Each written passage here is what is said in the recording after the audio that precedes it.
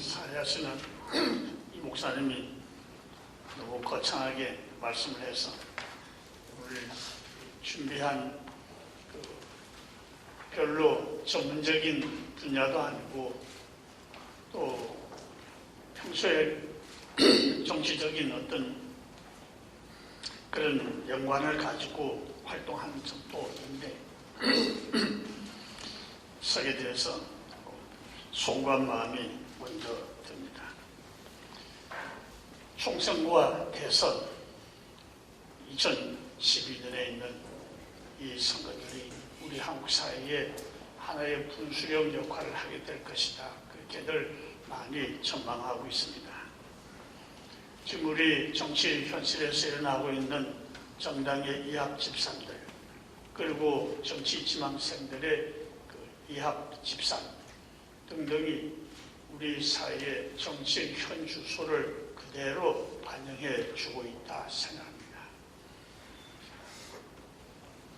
지난번 총선 때 또 대선 때 현상과 달라진 것이 없고 어디 보면 오히려 더 혼탁해진 그런 그 모습들을 바라보면서 오늘 우리 국민들 선거철 지나면은 그렇게 화려하게 등장했던 정치적 메시아는 사라지고 환상만 남는 그런 아픔들을 계속 되풀이하고 있는 것 같습니다.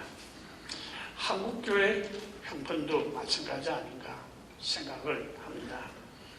선거철만 되면 교회 안팎에서 기독교 신앙을 내세우면서 여러 사람들이 교회 문턱을 떠나들고 또 목사님들의 모임, 기독교의 모임, 소위 기독교 정당까지도 지금은 등장을 하고 있습니다. 지금 우리 한국 교회는 역사적으로 민주화의 그런 과정도 충실하게 걸어왔다. 그렇게 보기도 어렵습니다. 한국 교회의 정치 현실들이, 교회 행정들이 민주화라고 하는 그런 과정들을 얼마나 걷고 있는지도 우리에게 문제로 남아 있습니다. 그리고 또 하나, 우리 한국 교회의 선거의 타락, 일반 선거의 타락을 이야기하기 전에 우리 한국 교회 선거 타락의 풍토를 더 채찍질해야 하는 그런 형편에 있다고 하는 것을 우리 모두 알고 있습니다. 그럼에도 불구하고 오늘 이 양대 선거를 앞에 두고 교회가 이런 관심이라도 표출할 수 있다고 하는 것은 우리가 부족함에도 불구하고 우리의 마땅한 봉사의 직무다. 그렇게 생각을 합니다. 이렇게 신앙을 내세우면서 정치적 메시아들이 등장합니다. 제가 잠깐 와서 그 논찬의 말씀을 읽어보니까 한국 교회가 구체적으로 내세울 수 있는 정치적 메시아라고 한 사람이 누구 있었느냐 그렇게 질문을 하고 계신 것을 보았는데 어떤 특정한 인물을 우리가 내세우지 않았다고 하더라도 나름대로의 정치적인 메시아들은 마음에 품고 이런저런 이합 집산을 해왔다고 하는 것이 우리 민국을 건설하고 나오고 그리고 선거철을 거치면서 계속해서 되풀이해왔던 현상이라 저는 그렇게 생각하고 있습니다. 한국교회는 한국 사회에서 여러 가지 면에서 곱지 않는 눈초리를 받고 있습니다. 이런 그 눈초리들을 우리가 충분히 의식하면서도 이 와중에서도 교회는 정치 문제를 또 하나 큰 성찰 없이 직면하게 되었습니다. 교회는 정치 철학과 제도나 교회 정치적 태도에 대한 자기 깊은 성찰 없이 교회가 직접 정치적 메시아를 내세우고 싶은 욕망에 빠져서 오늘 기독교 정당이 출현하고 있습니다.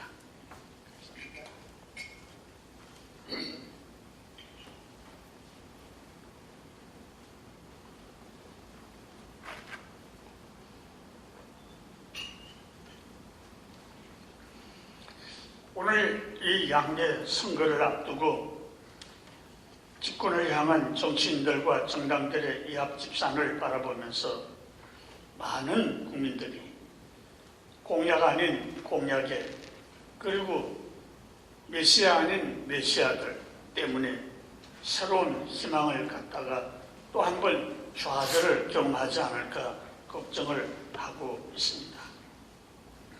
국민들이 가지고 있는 정치 의식이 오늘 우리의 정치 현실을 초래했다 그렇게 이야기하면 국민들 한 사람의 입장에서 그것을 수긍할 수밖에 없는 그런 우리 다 알고 있습니다.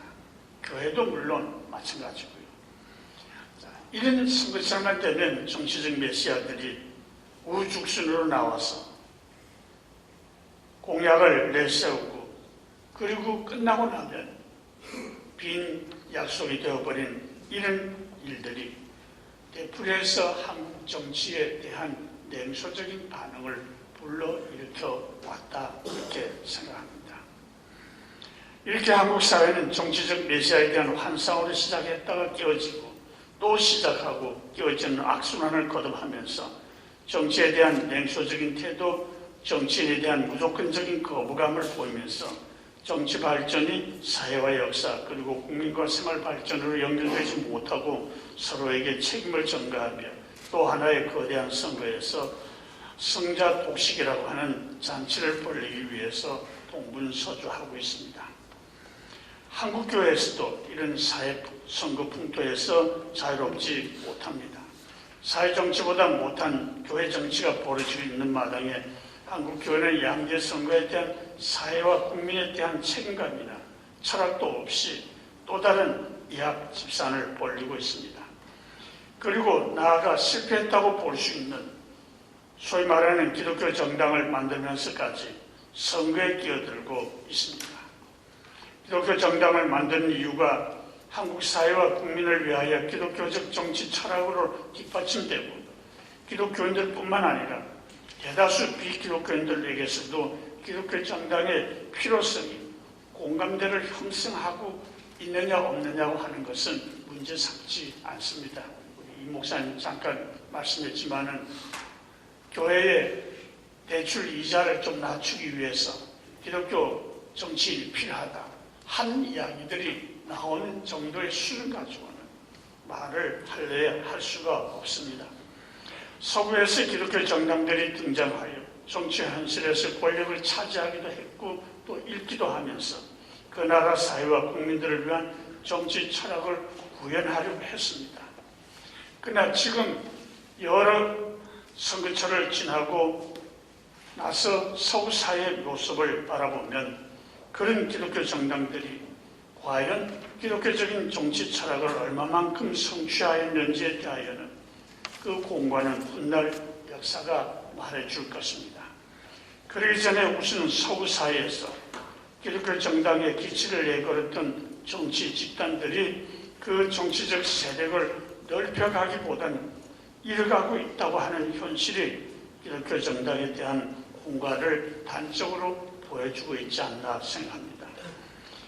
기독교적 가치관과 철학이 생활에 녹아있는 서구 사회에서도 기독교 정당이 이러한데 그러한 역사적 부류와 생활 철학으로 자리 잡고 있지 못한 한국에서 소위 말하는 기독교 정당은 교회와 기독교만을 위한 정당이 되어서는 그 존재 이유가 없습니다. 이는 결국에 갔으면 교회가 정치 권력으로 타락하고 다른 종교를 기초로 하는 정당들을 대도하게 만들어서 한국 사회와 국민 전체에 또 다른 분열과 갈등 그리고 자칫하면 정치적인 폭력을 불러일으킬 수도 있습니다.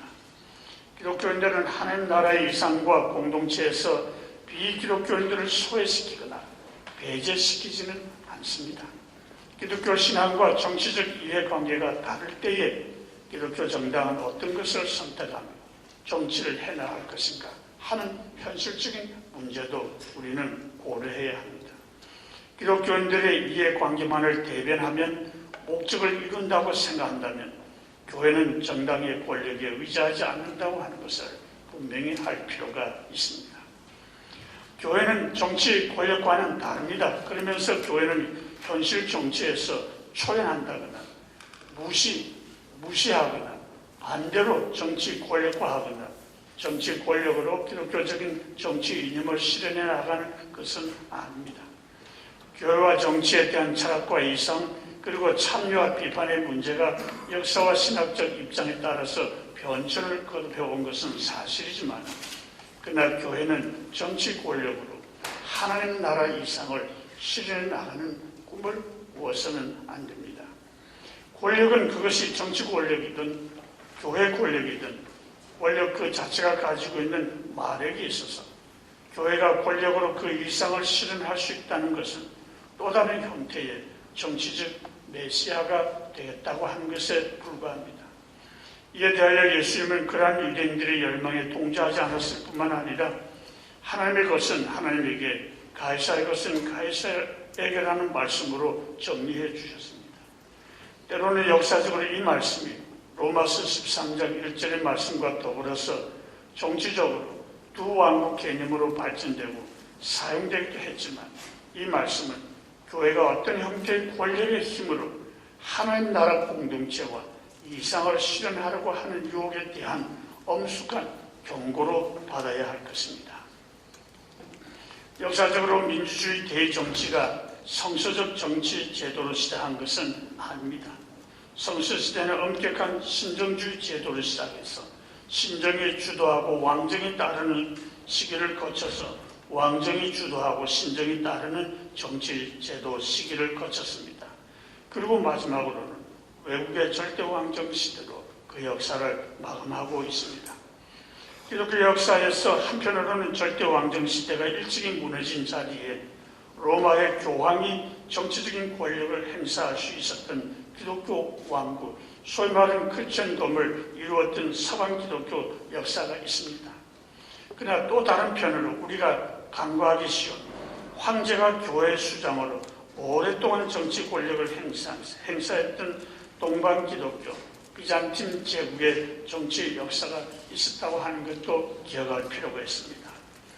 정치 제도의 발전상 새로운 신정시대라고 할 수 있는 교회가 정치 권력까지도 행사했던 중세시대가 이어졌고 그 정점에 교황 그리고리 7세가 있습니다.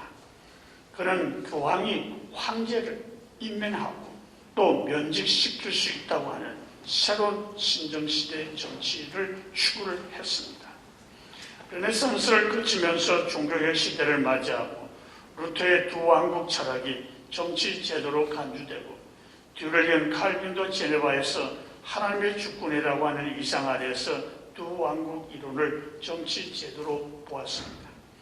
이어서 교회와 정치는 권력의 향배를 놓고 수많은 역사적 사건들을 거치면서 왕정과 대의 정치 제도를 수립하기도 하면서 점차 종교와 정치의 분리가 주류를 이루면서 대의 민주주의 제도가 수립되었습니다. 미국의 건국과 더불어 오늘날 종교와 정치의 엄격한 분리를 주장하는 민주주의가 성립되었다고 할 수 있습니다. 이렇게 성립된 대의민주주의가 정치 제도의 발전의 완성에 서 있다고 하기에는 또 다른 문제들을 야기하고 있는 오늘의 세계 정치 현실을 보고 있습니다. 오늘 한국의 정치나 교회는 하나같이 민주주의라는 정치 제도 안에서 정치 철학보다는 선거 승리를 위한 갖가지 현상들만 판을 치고 있습니다. 득표를 위하여 선거철마다 내거는 공약은 그때그때마다 다르게 등장하고 한때나마 국민들을 우롱하고 현혹하고 있습니다. 이러한 한국 정치 현실 앞에서 교회는 민주주의라는 정치 제도와 민주주의의 꽃이라고 일컫는 선거와 투표가 과연 하나님 나라의 진리와 정의의 차원에서도 그대로 인정될 수 있는지 없는지부터 그 신학적 성찰을 시작해야 할 것이라고 생각합니다.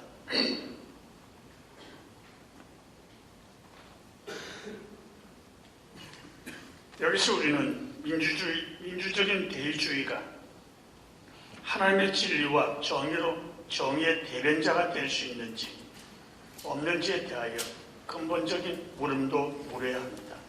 거기에 기독교 정당은 과연 기독교적인 이상을 실현시킬 수 있는 타당하고 필요한 도구인지도 근본적으로 물어야합니다. 이어서 기독교 정치인들만이 기독교적인 이상과 정의를 실현시키는 정치를 이뤄낼 수 있는지 없는지도 근본적으로 물어야 합니다. 민주주의는 전체주의에 대한 인간의 자유의 존엄성을 지키는 데 우위에 서 있는 제도임에는 틀림없습니다.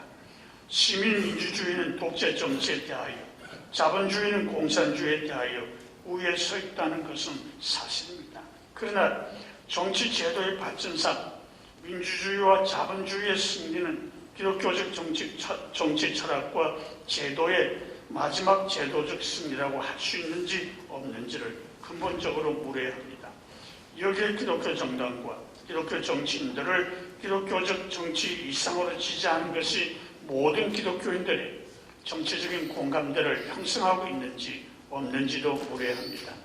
많은 기독교 정치인들이 현실 정치 판도 안에서는 각기 다른 정당과 정책을 추구하면서 권력의 정점을 향하여 일치보다는 비판과 경쟁을 하고 있는 것이 현실입니다.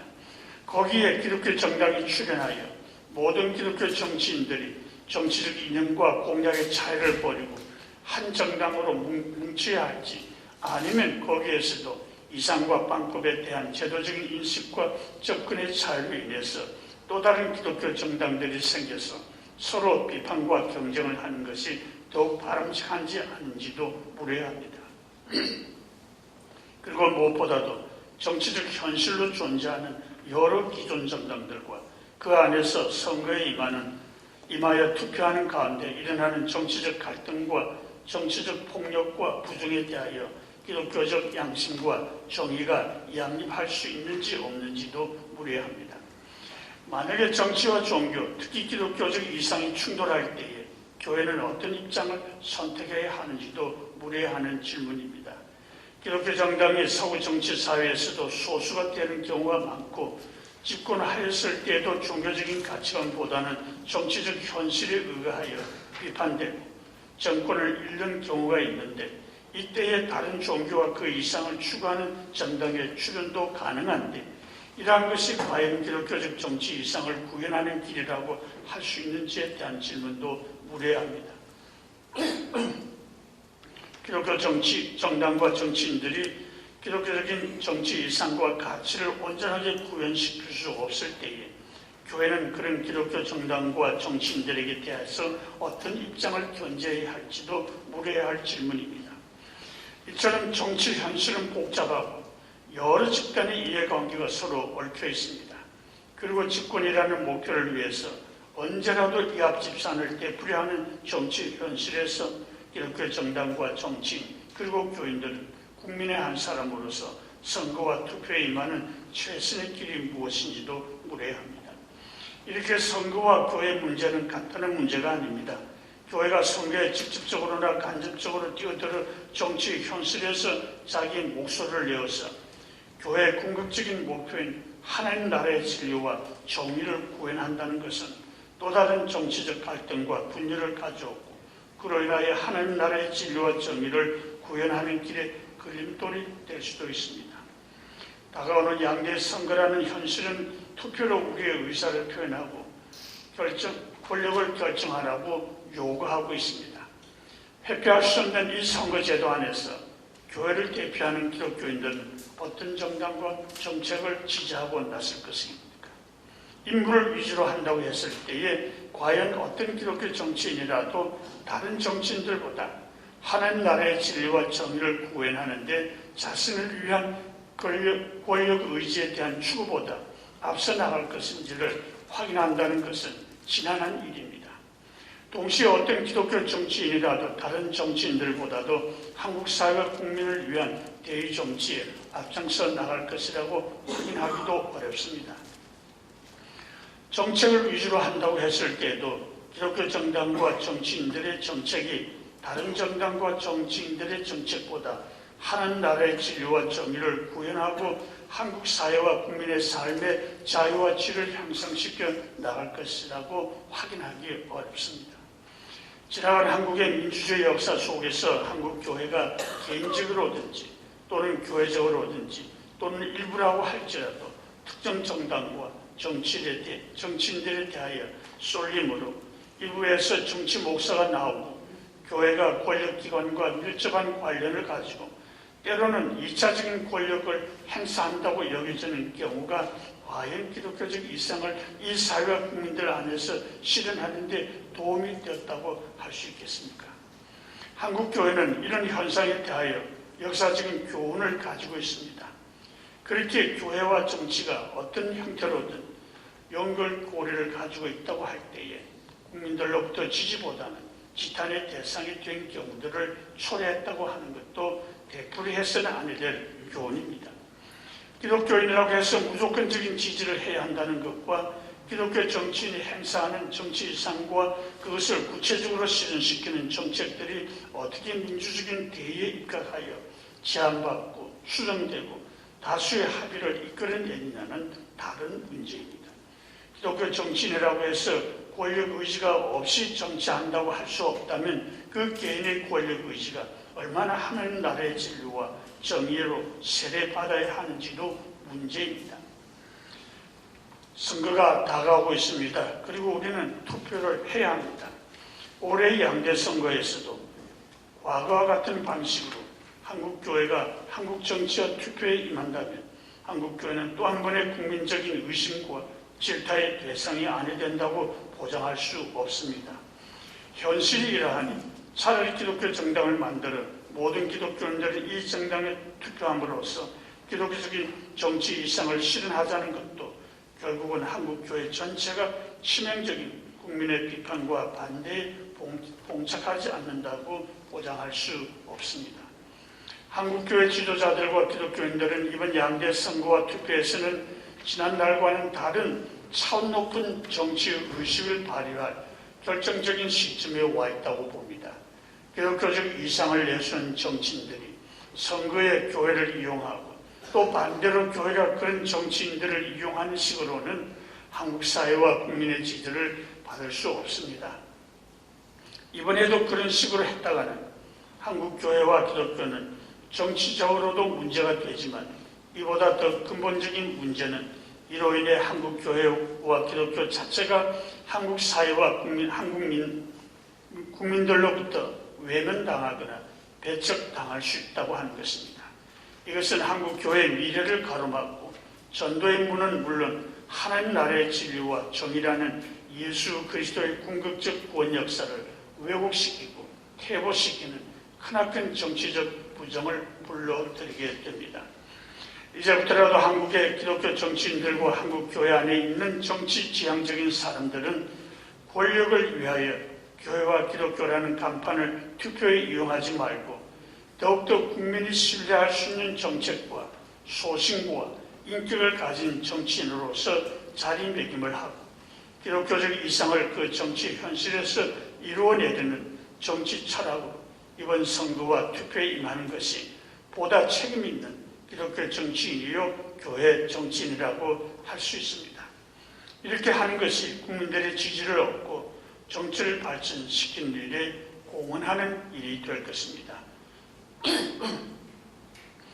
올해 양대 선거와 투표에 임하는 기독교인들의 정치의식도 지금까지 한국 정치의 근본 악이라고 할 수 있는 지연과 학연 그리고 혈연이라는 끈보다는 누가 조금이라도 기독교적 이상을 그 정치 현실에 반영시켜 나갈 수 있는가를 헤아리고 선거에 임하고 투표하는 성숙한 민주주의 의식을 가질 필요가 있습니다.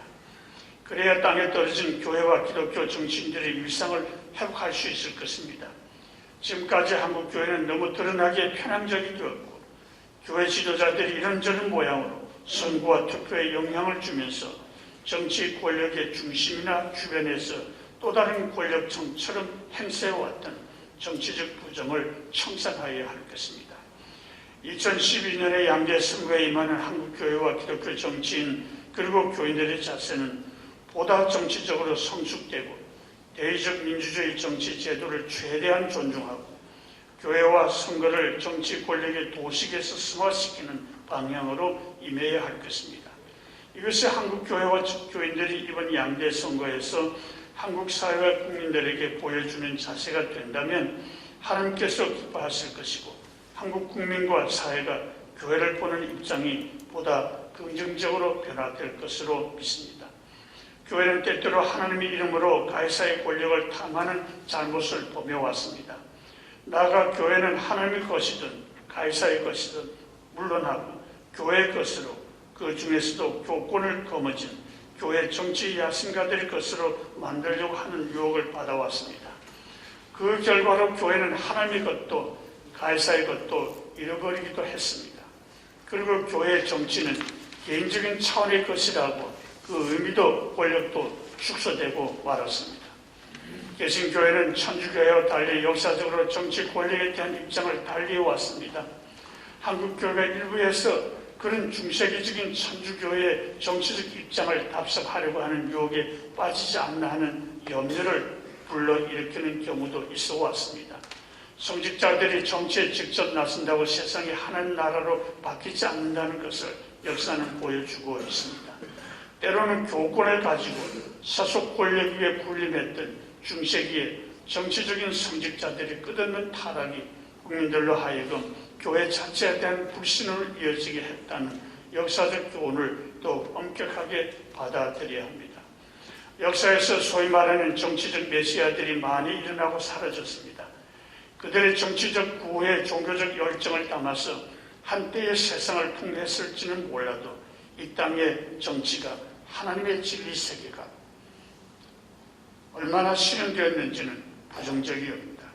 교회 정치 참여가 어떤 형태로 이루어져야 하며 어디까지 가야 하는지에 대하여서는 여러 가지 의견이 있었고 그런 논쟁에서 명분은 명분이고 실제로는 정치적 권력에 대한 이해관계에 따라서 이랬다 저랬다 해왔던 것이 한국교회 정치 참여의 현실이었다는 것을 부인하기 어렵습니다.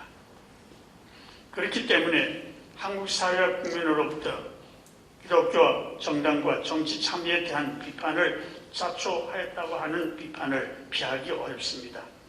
올해 양대 선거에서 한국교회는 권력지향적인 모습을 보이고 기독교 정당과 정치인들에게 교회를 등에 업고 권력 의지를 추구하지 말 것을 엄숙히 말하고 사회에서도 알려야 할 것입니다.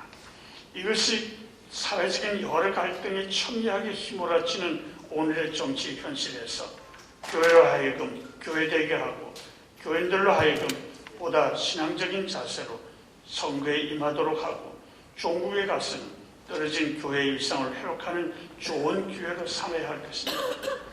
한국 교회는 정치 권력이든 교회 권력이든 권력 의지와 권력 자체에 대하여 변하지 않으면 죽는다고 하는 경고를 엄숙하게 들어야 할 것입니다. 오늘 한국 교회가 이러한 소리를 외치지 못한다면 옛 선지자들 통한 하나님의 경고를 들어야 할 것입니다. 예언자라는 자들이 나의 백성을 속이고 있다. 입에 먹을 것을 물려주면 평화를 외치고 먹을 것을 주지 아니하면 전쟁이 다가온다고 협박한다. 한국교회 지도자들이 그 입에 무엇인가를 물려주면 하나님의 뜻이라고 하고 아니면 하나님의 뜻이 아니라고 하는 일들이 정치에서 선거와 투표에서도 그런 식으로 된다면 한국교회 앞날을 걱정하지 않을 수 없습니다. 마지막으로 우리는 여기서 신학자 윙헬의 말을 경청할 필요가 있습니다. 정치 신학의 성공 여부는 기독교 신앙이 진실을 말할 능력과 의무감을 끝까지 유지할 수 있느냐에 달려있다는 말입니다. 정치 신학의 성공 여부뿐만 아닙니다. 현실적인 정치의 성공, 그리고 기독교 정치, 그리고 기독교 정당의 성공 여부가 더 많은 표를 얻어서 더 많은 의식을 가지고 그리고 권력을 행사하는 데에 성공의 척도가 아니라 기독교 신앙이 진실을 말할 능력과 의무가 그렇게 할 수 없을 때에도 그것을 끝까지 유지할 수 있느냐에 한국교회 정치의 성공 여부가 달려있다고 하는 말로 윙헬의 말을 들어야 할 것입니다. 올해 양대 선거와 투표에 임하는 한국교회 성공 여부는 한국의 민주주의 정치 발전에 있어서 이러한 진실을 말할 용기와 책임을 지켜나갈 능력을 얼마만큼 가지고 있느냐에 달려 있다고 소리쳐 알려야 할 것입니다. 만약에 여기에 성공하지 못하면 교회가 비록 정치 권력을 쟁취했다고 해도 진정한 정치적 승리라고 노래할 수는 없는 것입니다.